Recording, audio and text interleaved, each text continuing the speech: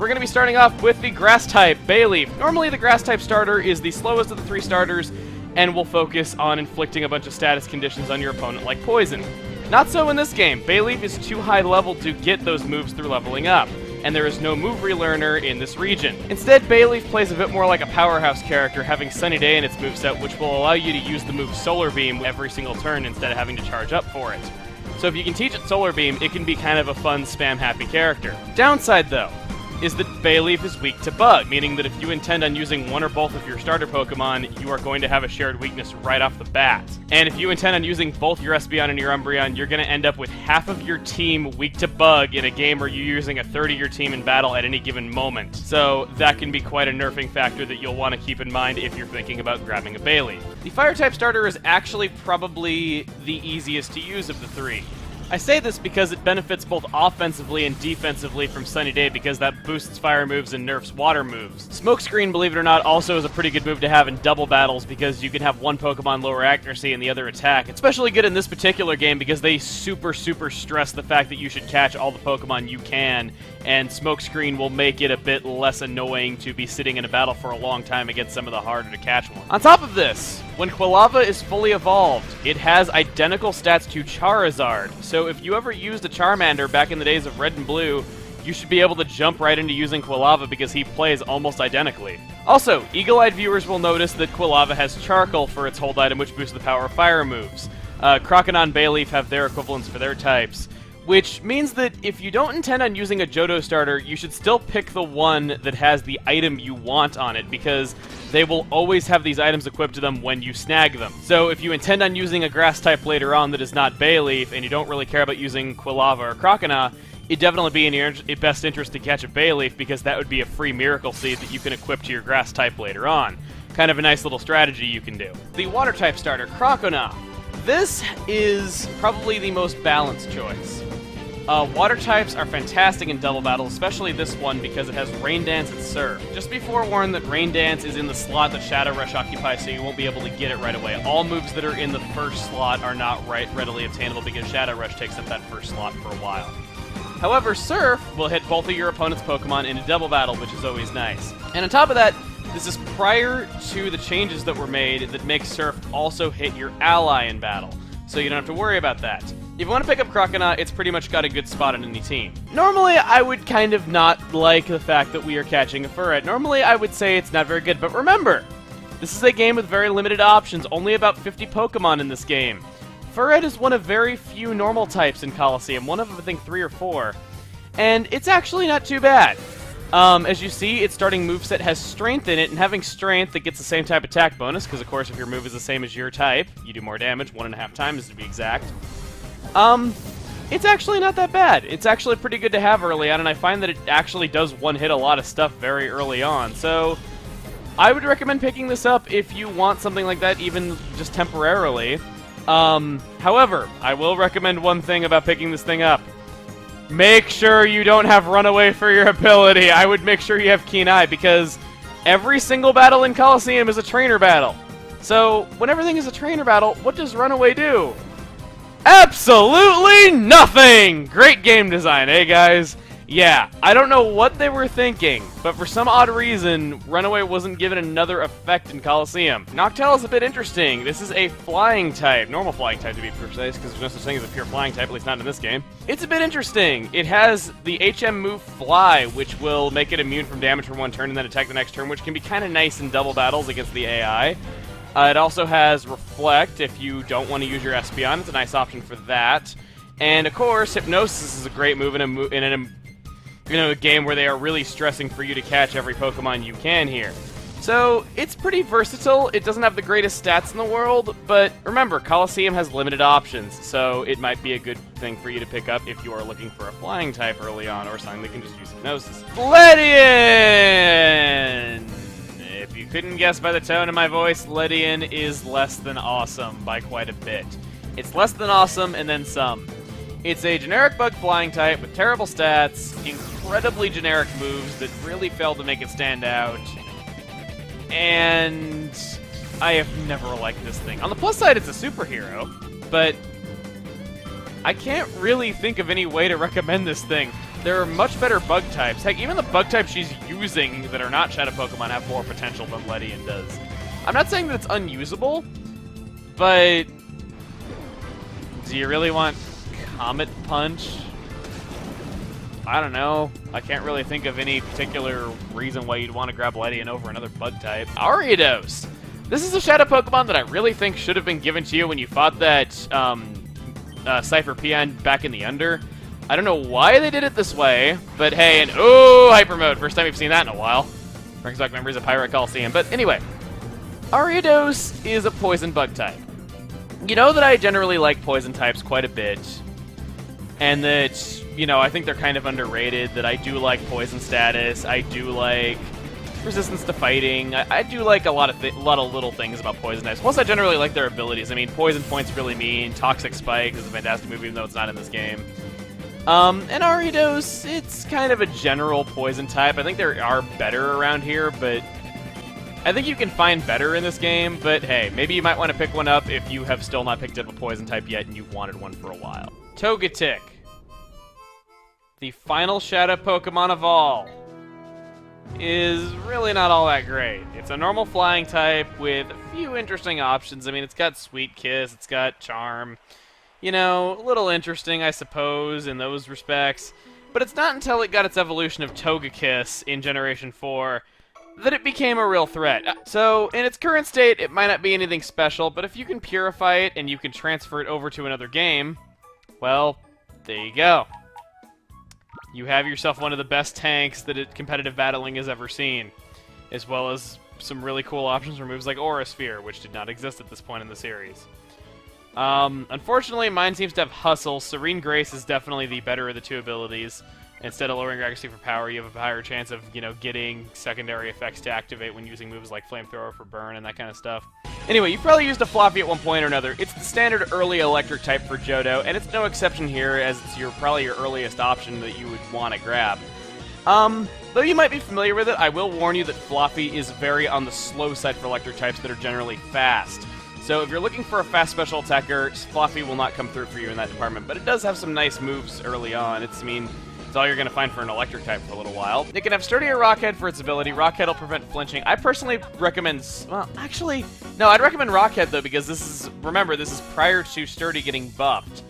Sturdy, later in the series, got the ability to prevent being taken down in one hit instead of just outright preventing one KO move, so I'd go for Rockhead, personally, even though flinching shouldn't happen all that often to it. It's a decent enough rock type. Again, Colosseum, like I've said many times, has limited options, so... This is going to be probably the earliest decent rock type you're going to be able to get your hands on. It's got some interesting moves, it's pretty damn defensive, so those are mainly the roles that it's going to be fulfilling if you do grab it. Skiploom. This is your alternative if you did not snag Bayleef. This is the other grass type that is available early on. Unfortunately, even though Skiploom has Sleep Powder, which is kind of nice for people that wanted those moves on Bayleef and were disappointed that Bayleef didn't get them, pretty much its main draw is that it's fast. But I don't like Skiploom's type.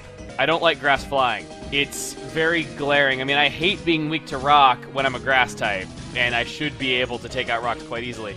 I'm also not too big of a fan of Skiploom's move pool. It's not a terrible Pokemon. I'm pretty sure you can still find use for it. Aipom, a Shadow Pokemon. This is another case of a Pokemon that I would highly recommend if it evolved. It's a shame that it doesn't, because Ambipom is a fantastic Pokemon, but unfortunately this one does not evolve in this game. Aipom is kind of a less than awesome normal type. It's definitely, I would say, the weakest of the normal types that you get in here, because I at least was able to think of redeeming qualities for Stantler. But for this one, I can't really think of much to say about it, really. It's just really generic. Didn't have much that set it apart until it got an evolution, of course, and that evolution just doesn't really seem to exist here. Doesn't really have any outstanding moves that you can get in other normal types, like Strength. Doesn't have Intimidate. I don't know. Maybe you can think of some use for it, but I'm just not seeing one right away. So there's better normal types, even with Colosseum's limited options. Sunflora. This thing is... It's a grass type. It has grass moves. My problem with it is that it's so slow and really frail that it has a really hard time holding its own no matter where I seem to use it. I've never really known much of anyone to use Sunflora. I've tried using them in single-player experiences before, and I never really liked them Plus, I've never really, I don't think I've ever seen one used competitively, even back when I used to play tournaments. It is kind of frail. Unfortunately, Yanma does not really evolve in this game. It evolves in later installments of the Pokemon series, and if it did, I would highly recommend it. Yanma, being a bug-flying type, has quite a few weaknesses as well. However, its main draw is the fact that it has speed boost for its ability. The fact that you gain speed at the end of every turn can make it a bit of an appealing choice, especially in a game with limited options. So if you're looking for something kind of fast and you like the ability of speed boost on Ninjask, granted, Yanma will not do the same job as Ninjask, you know, being kind of the Swords Dance user, but, you know, it's still decent enough. If you, if you want to have a bug type, it's available pretty early on, and speed boost is always a nice ability. It could potentially have Compound Eyes also for its ability, but I would recommend picking up one with Speed Boost more so than Compound Eyes, to be perfectly honest. Quagsire, getting into it.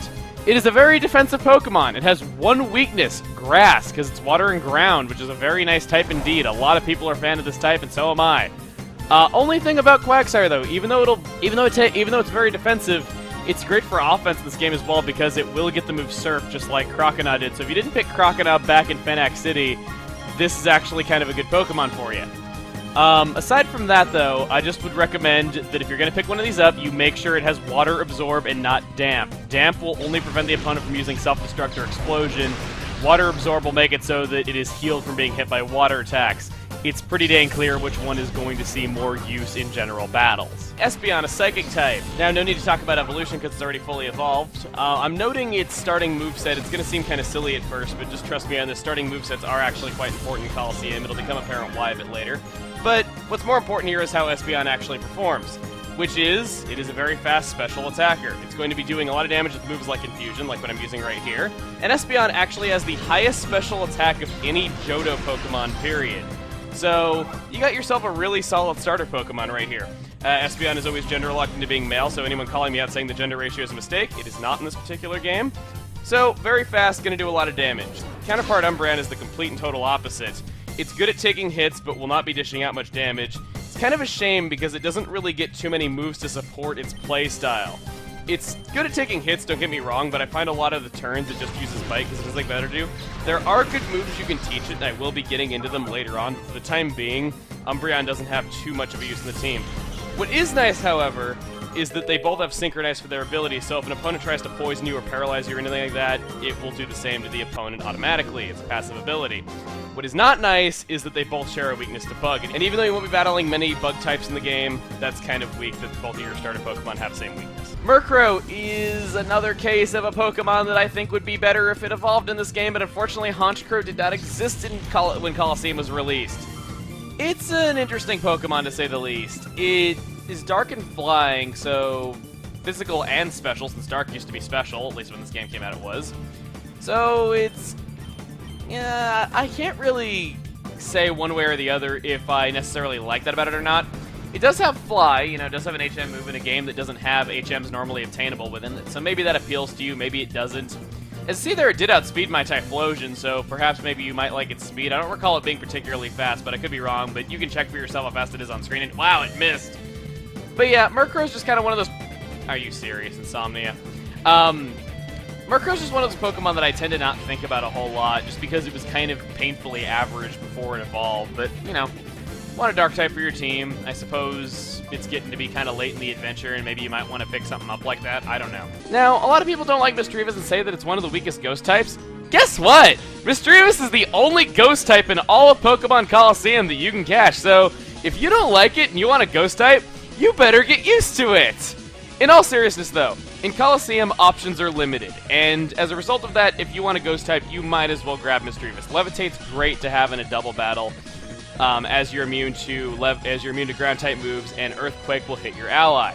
In fact, it would complement most ground types quite well. It's also not bad to have for Confuse Ray, should you not want to use Umbreon for that. So, if you're looking to replace your Umbreon with something and you want something that's kind of interesting, I suppose you can grab this. Forretress!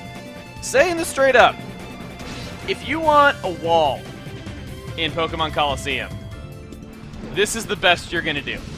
Forretress is a Pokemon that is meant strictly to wall. It has very little offensive capabilities. At least in this game. So moves such as Trick Room and Power Trick and stuff like that didn't exist at this time. It is strictly a wall. And as such, you might think it's bad for single player, but remember, you do have 2 Pokemon out at a time, meaning that you can, indeed, have a wall out and see some use out of it. It's got some interesting moves like spikes, and can be used for some really nice utility-like purposes, I suppose is the best way I can put it. Now, Dunsparce is the true definition of missed potential. What do I mean by that? I mean that Dunsparce has an amazing move pool. Like most normal types, it learns so many great moves, so versatile, and its ability is Serene Grace, which is even better. Like, to give you an example of what Serene Grace does, if you were to use Flamethrower, for example, you would double your chances of burning the opponent. If you use any move that has a secondary effect, you double your chances of it appearing. Dunsparce has so much going for it. The problem? Its stats are god-awful. They really are. Like, it's a shame. Dunsparce deserves an evolution so bad. If it did, if it just got better stats with an evolution, it would be a competitive masterpiece, for lack of a better term. It'd be such a good Pokemon. It's just such a shame that it got cheated out of being such a wonderful Pokemon, because it has so much missed potential.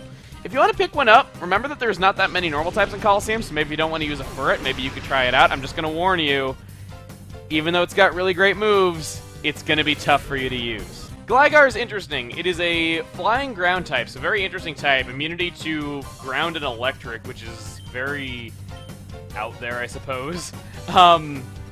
But in all seriousness, Gligar has some interesting moves such as Slash that you're not really going to find on too many other Pokemon. So maybe if it's got some moves, it's got some interesting starting moves in Colosseum. So if there's any moves on it that look appealing to you, you'd be hard-pressed to find those moves elsewhere. So it might be kind of cool to you. Only downside is Gligar does not evolve in Colosseum. It's a shame. If Glysaur was in this game, I would highly recommend grabbing it, but unfortunately you're kind of doomed to mediocre stats because it doesn't evolve. But hey, maybe you still want to pick it up. Granbull! This is an interesting Shadow Pokemon. Once again, most of the normal types in Colosseum I find are pretty interesting. Granbull is basically having that Furret early in the game with Strength, combined with Stantler having Intimidate, with a much beefier attack stat. And because of that, I'm gonna say that I would go on the record saying that out of the Pokemon that you could realistically use and purify in the main story, Granbull is probably the best of the normal types in Pokemon Colosseum. That is honestly no. I will go out and say that out of anything that you can realistically use in the main story, I think there is one more normal type, but we don't get it until the final area, and it's like the third to last battle in the game that we get it in. So I'm going to consider that not realistic to be used and purified in the main story, so yeah. Out of any normal type we've seen so far, Granbull is probably your best option. It is awesome having Intimidate in a regular battle, having Strength to start off, and then once you get its happiness up with you, you can just delete Strength and give it Return, which is 102 power with same type attack bonus. Qwilfish is actually kind of an interesting Pokemon. It does have Surf, much like Croconaw and Quagsire. Its stats aren't quite as good as Croconaw, and its type is not quite as good as Quagsire. It's not the best of the water types that you can pick up, but it does have Poison Point, meaning that if you physically attack it, it will poison you. If you make physical contact with it, it will poison you, which is nice. It's definitely a Pokemon that is unique out of what you can pick. Again, it's not going to be winning any awards in the way of stats, but it's certainly unique, and people might be drawn into Poison Point. Shuckle is quite possibly the best mixed wall in the entire game. It has roughly 230 on both of its defense. However, it's strictly a wall. It is probably the only wall you're going to find anywhere in Colosseum that is better than Forretress. But this thing is strictly a wall. You can't do much else with it. Especially not in Generation 3. You get some better moves later on, but for the time being, only use this if you want an amazing wall for these last few battles that you're going to be conducting in Colosseum, because we're near the end of the game here too, so keep that in mind. Heracross! This thing, if you have only 5 members of your team and you're looking for a 6th, and you want something that can deal out a lot of damage, this is your guy! Heracross is a beast. One of the best physical attackers in the entire game. Unfortunately, it does not yet know close combat because 4th generation hasn't happened yet at this point in the series. So that kind of sucks, though, but it's got some great moves like Reversal and Brick Break in its starting moveset, so you can't really fault there. Plus, it's a few levels away from learning Mega Horn. I believe level 52 is what you need to get it to. So if you're willing to train a little bit, maybe you might want to pick up Heracross before doing those stadium challenges that I did. Yeah, I can't really say anything but good about it. Guts is a fantastic ability as well, especially for an attacker. So yeah, Sneasel. It is a very offensive ice type. Unfortunately, does not evolve in Pokemon Colosseum. If it did, I would seriously suggest that you pick it up, because if it evolved, you would have one of the best sweepers in the game. Aside from that, it does its job pretty decent. It comes with Screech, as you see right there, which is a pretty good move to have for a physical attacker. Only downside is that, well, Ice is a special attack in this game, so it doesn't get you benefits from Ice moves. You know, just because good moves for supporting it didn't exist, but hey, if you want something to do a lot of physical damage quickly, it's decent. Ursaring. It's... For those that watch the anime, you know that they use it all the time in all kinds of gags and all that, but in the games, but we're talking about the games here. It is a very strong attacker. Nothing else to it. Its primary methods of fighting are that it has a 130 attack stat, and it could potentially have Guts for its ability. Actually, no, it outright does have Guts for its ability in this game. I forgot Quick Feet didn't exist yet. So, if you can get a status infliction on it and then just attack like nuts, that's typically where it shines. The downside is that it's very slow, and it's not perfect in the defensive way. In defensive ways, for a normal type in general, it's pretty dang slow. It's not like Snorlax slow, but it's close. And for that reason, it can be kind of tough to handle. It's not impossible, mind you, but it can be a little tough. Slugma is kind of interesting. It's got the ability to get Flamethrower, which is kind of nice. So if you want to grab that, I suppose you could get it for that. Just be forewarned, the move in the first slot is not always available to you. Is not available to you right off the bat, and that the move in the 4th slot will take a while to get. So yeah. Anyway. Slugma is interesting. It's got a sleeping move of Young, which can be kind of nice for people that want to snag a lot of Pokemon, which I'm going to be doing. I already have a Fire type, though, so I don't need it. Plus, I kind of prefer Quilava over Slugma, but yeah, that's kind of Slugma in a nutshell. Very slow, but got some options for some decent moves, I suppose. Piloswine is, well, it's interesting. Ice and Ground type. Ice is the worst defensive type. It is individually, Ice is weak to more types than any other type. However, Ground's kind of nice, giving it, you know, an immunity to electric, although it does grant it a weakness to water that it wouldn't have otherwise. It's meant to be more bulky, kind of like defensive and offensive, and unfortunately it does not evolve into Mamoswine in this game. Mamoswine did not exist when Colosseum was released. So it's another case of something that I think could be really nice to pick up if it evolved, but unfortunately it doesn't, so it's not really a Pokemon that I pay much attention to. Plus on top of that, there is another Ice type coming right up immediately after this fight if you want to weigh your options with that one as well. Remoraid! Okay, so first off, a bit of a warning. Remoraid is a tough Pokemon for me to tell you to get. Now, this is not because it's a bad Pokemon at all. Remoraid is usable in some ways. The reason why I say it's tough to recommend, it starts at level 20. I don't know why they give you a Shadow Pokemon that's level 20 this far into the game. The very first Shadow Pokemon you snag is level 30. Why is it, like, really late into the second town? We have one that's level 20. So, although Remoraid can be kind of a unique water type and get some really unique moves like Octazooka that lower accuracy after it evolves, although it's very unique, it's just, you're gonna have, putting it bluntly, because Shadow Pokemon can't level up at this point in the game, you aren't going to be able to use this thing. It is useless for a while. It might get useful later on, but you will not want to use this thing right away, is what I'm saying. Delibird, Shadow Pokemon! This is a flying Ice-type Pokemon, but honestly, I don't know why you'd ever want it. It is abysmal in terms of stats, really shallow move pool.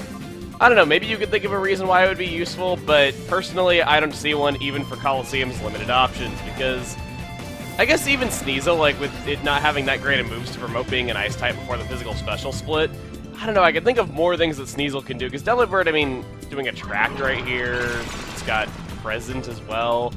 I don't know. I'm not really sure. I can't really think of much about it. This is a very useful Pokemon.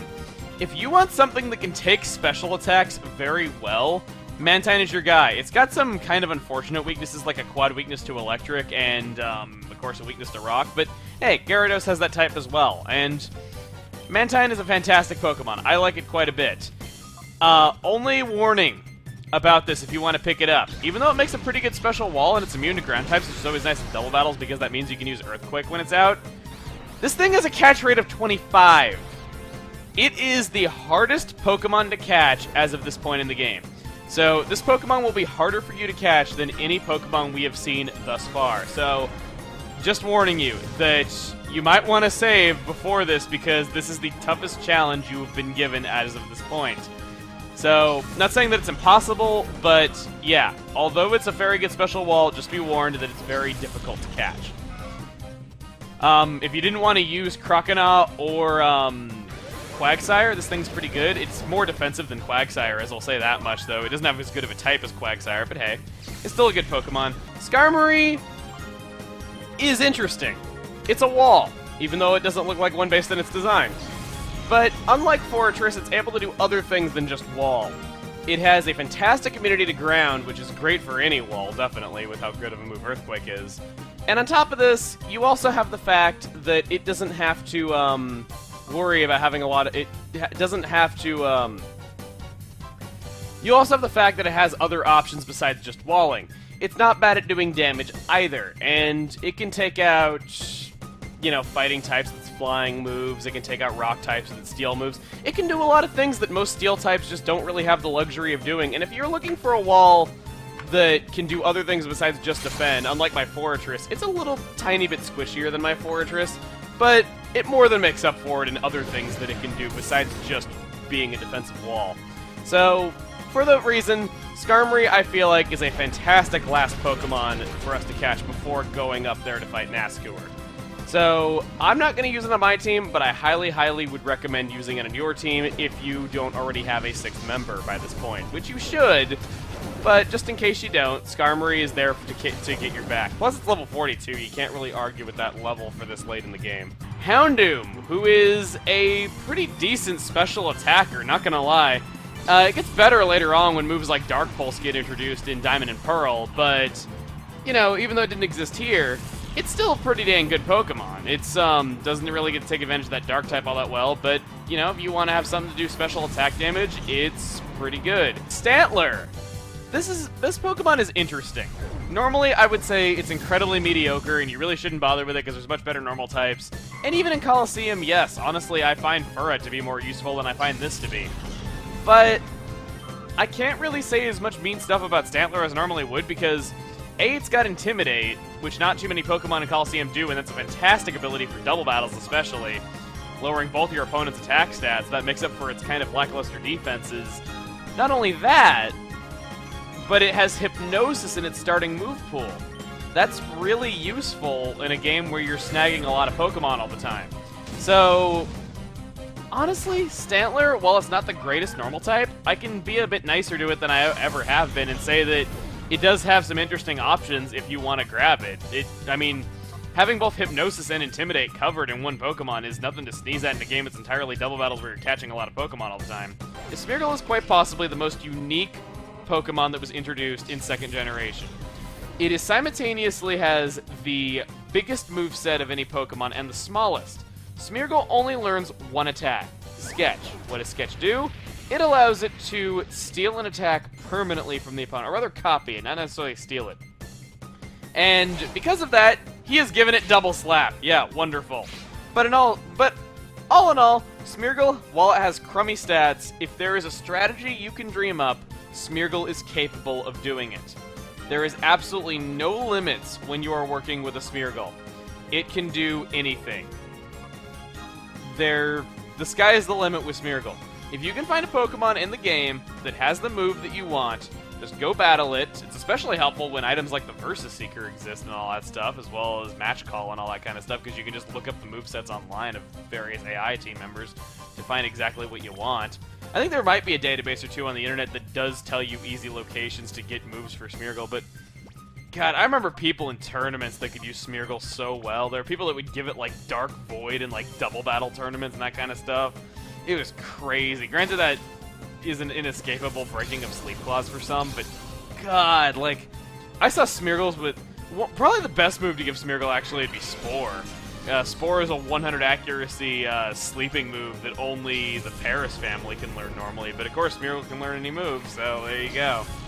It's really, really cool. I like Smeargle a lot. The only downside about training a Smeargle is sometimes you gotta save reset to get what you want, but hey, hardly a complaint when you're working in a main series game and you can just save before battling any trainer. Not like this game, where you can't do that. This is a fighting-type Pokemon, and it's much more attack-oriented than Makuhita. However, oddly, it's special defense-oriented for the most part, even though it's based on Equilibrium. I'm not really sure why that is.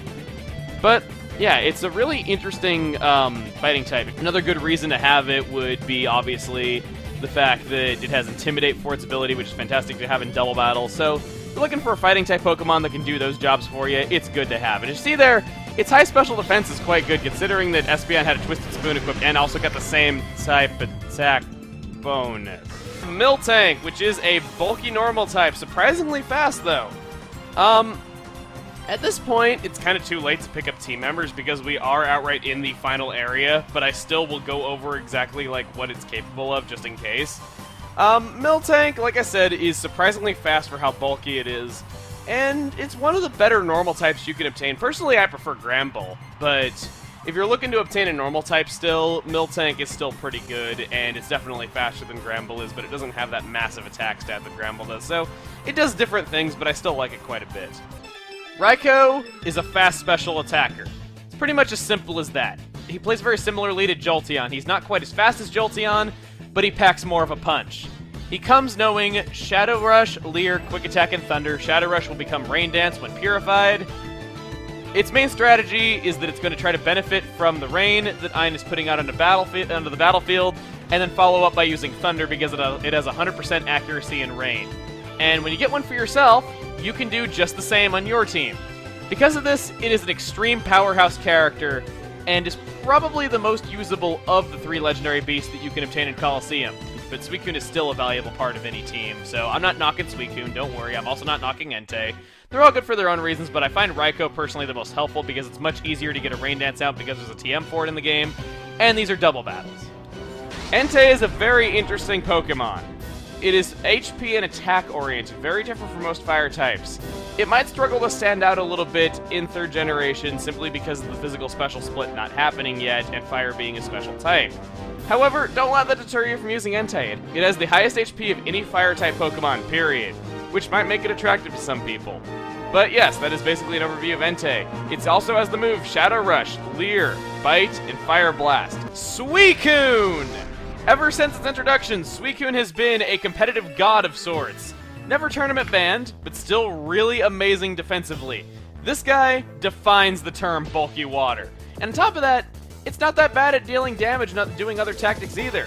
When fighting it, it will have Shadow Rush, Gust, Leer, and Surf. If you have not picked up anything with Surf up to this point, and you've been wanting one, there's never been a better time to pick up a water type. Only lame thing about Suicune is that a lot of its appeal comes from the fact that it's one of the best users of Calm Mind, which unfortunately it does not learn in this game until level 81. You know what makes things worse? TM for Calm Mind is not in Pokemon Colosseum. Tyranitar! This is the ultimate Shadow Pokemon that Ein created. Level 55, Rock Dark type. Sandstream for the ability. Just it being on the field will cause sandstorms. This thing is really dangerous from that. Shadow Rush, Thunder, Rock Slide, Blizzard, and as you see there, it was able to take out Affection solely from that sandstorm. So it was able to finish the job that Scizor put down on it. So that's kind of scary. For snagging every Shadow Pokemon, purifying every Shadow Pokemon, and for clearing Mount Battle, or should I say, Mount Hassel! Been waiting to say that. You get yourself the ultimate reward of Pokemon Colosseum for getting 100%. Ho-Oh. Ho-Oh is kind of weird in terms of stat distribution. Its biggest stats are attack and special defense. I don't get it either. But that doesn't change the fact that Ho-Oh is a really good Pokemon. As you can see, all of its stats are off the charts. They are ridiculous. They really 106 HP, 130 attack, 90 defense, 110 special attack, 154 special defense. Do I really have to say anything more about this thing? It wrecks things up. And on top of that, it is pretty much the ultimate enemy of any ice type, not only because it's a fire type, but due to the simple fact that it's the only Pokemon that learns Sacred Fire.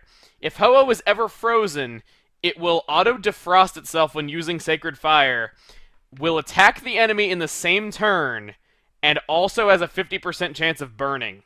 My only real complaint about Ho-Oh is that it's got kind of a bad type. It can be tough to use, especially in newer games with the advent of Stealth Rock. Makuhita, I should explain. Its best stat is HP, unlike most fighting-type Pokemon.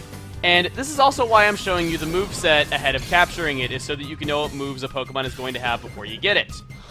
It has a very nice move called Cross Chop that is really, really powerful. I caught it already. It's really powerful this early on.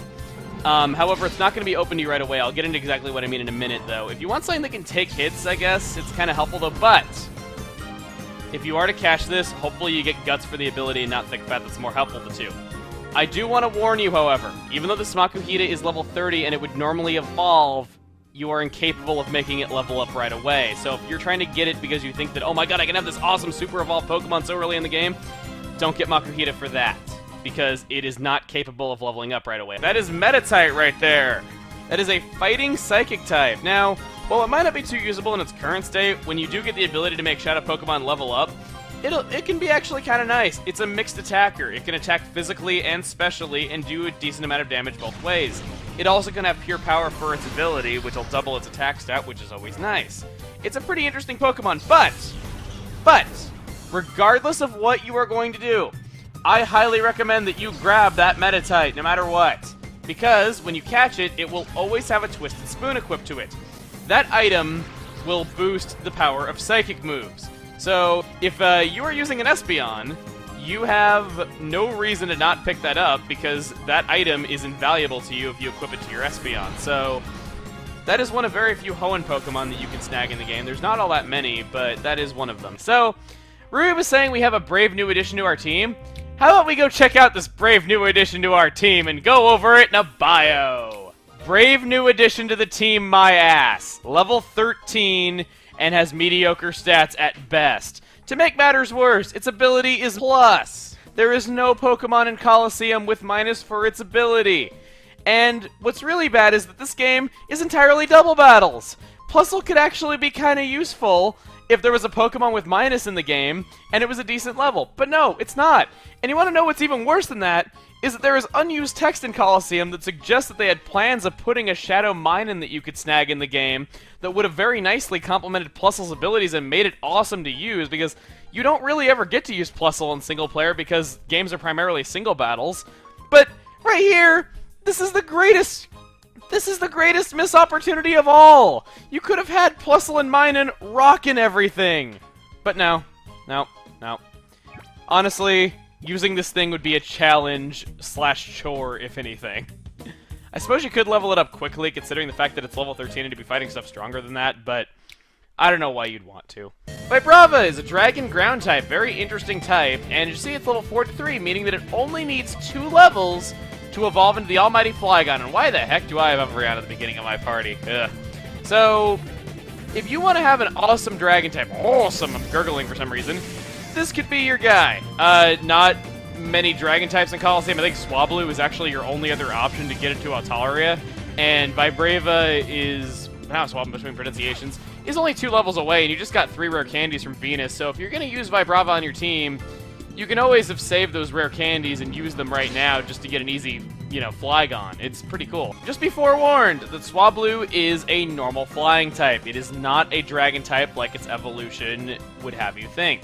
So keep that in mind, that you will have to deal with it being a normal flying type for a little while, and that at this point, Noctowl's honestly kind of better for you right at this point. However, it's actually pretty good defensively and special defensively, a lot more than you'd expect.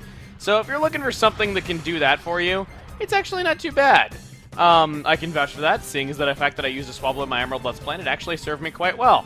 I should also mention, though, that Swablu's got kind of a nice ability, Natural Cure.